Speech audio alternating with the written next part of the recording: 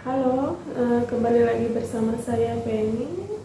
Untuk video selanjutnya saya akan membahas tentang etika batuk. Bagaimana di video sebelumnya kita ketahui bahwa penyakit TBC menular dikarenakan percikan dahak. Untuk itu kita harus mengetahui tentang etika batuk. Yang pertama adalah ketika kita merasa diri kita batuk, sebaiknya kita menggunakan masker.